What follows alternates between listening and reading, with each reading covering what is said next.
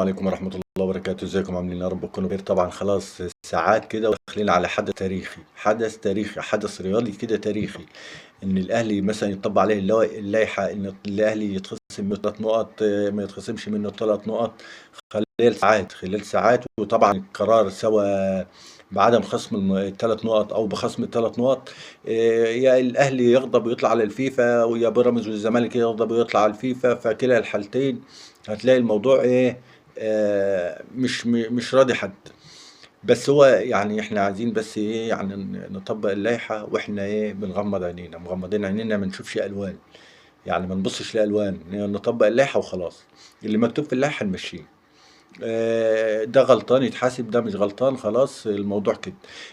موضوع برضو يعني الاهلي خد برضو يعني حدث تاريخي، حدث خدوا الاهلي كده ان يتسحب من المباراة وما يروحش، وما تروح وما مشناش. فده موضوع ولو بصيت لها بطريقه تانية، الاهلي واخد اخر بطوله الاهلي حصل عليها بحكم مصري.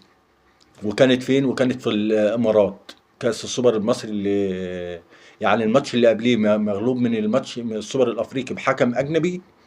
في الماتش اللي بعديه واخد بطوله من نفس الفريق بحكم مصري. فدي يعني موضوع الاهلي يعني الماتش ما كانش حد يتخيل ان الاهلي ما يروحش الماتش. بالاعلام، بالجماهير، يعني الاستوديو التحليلي وكله ده شفناه. بس هو موضوع اعاده الماتش ده صعب. موضوع اعاده الماتش ده ما فيش، يعني ما تتكلمش فيه. والكلام ده قلناه بدل المره اتنين وتلاته. استبعد موضوع نهايه الماتش. بس هو اللائحه الاقرب 60 70% ان الاهلي يتخصم منه ال6 نقط خلاص. الثلاثه اللي اتخصموا والثلاثه اللي بقى لنهايه الموسم خلاص.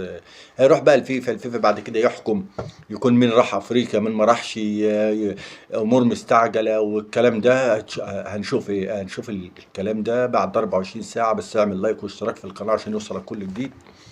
وطبعا وصل على النبي كده معانا كده ايه. طبعا موضوع بقى احمد سيد زيزو خلاص الزمالك شكاه بعد طبعا راح السفاره الامريكيه وطلع تاشيره، وتاشيره انه رايح امريكا ليه؟ فسحه. طبعا الوضع في امريكا تروح فسحه يبقى انت تتفسح، يعني ما ينفعش تروح فسحه وتبقى رياضه وتلعب كوره. لو طلعت تأشيرة بانك هتلعب كورة خلاص انت رايح لاعب. سياحة رايح سياحة، عمل يبقى رايح عمل.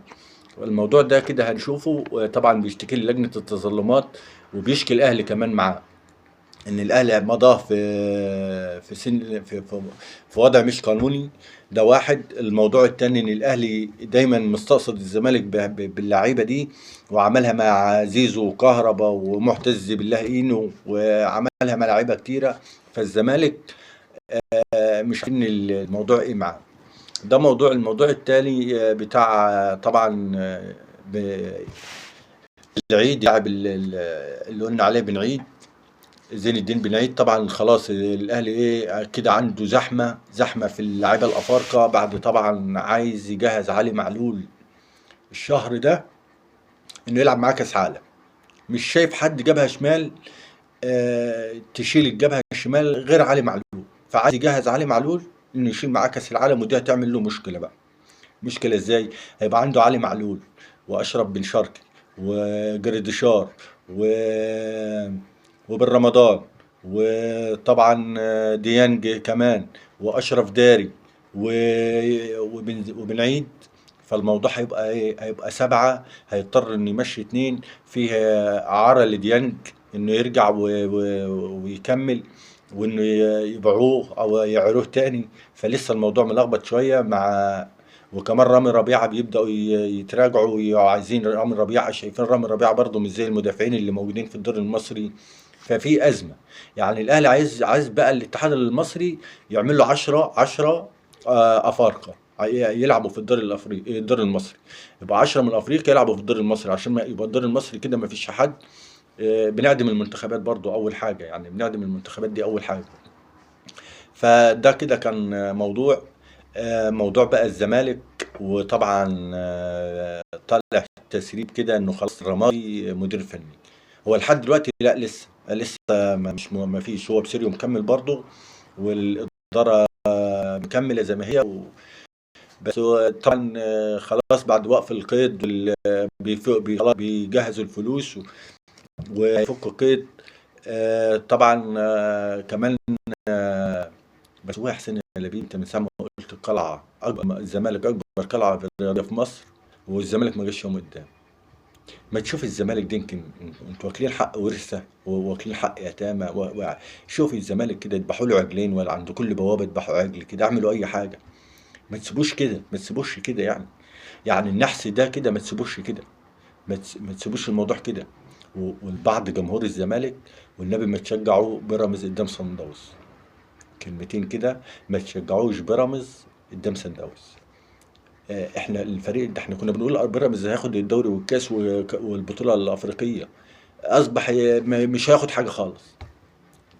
الدوري هياخده الاهلي لما نشوف القرار اللي هيطلع ايه، والزمالك ممكن ياخد الكاس، وصن داونز يغلب خلاص يبقى ممكن ما يصعدش بطوله افريقيا، يعني ممكن ما يصعدش لدوري ابطال افريقيا كمان.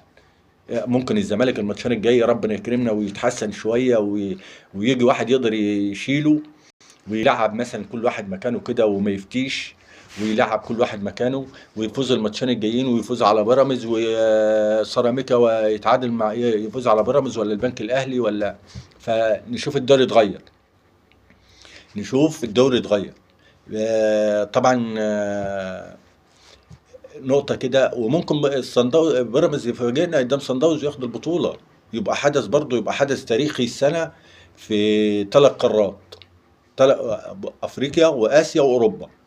الاهلي السعودي بيحصل على اول مرة في حياته، اول مرة في تاريخ الاهلي السعودي ياخد دوري ابطال اسيا، ويبقى بيراميدز اول مرة في تاريخه ياخد دوري ابطال افريقيا، وممكن باريس طبعا بعد صعود انتر ميلان وبرشلونة.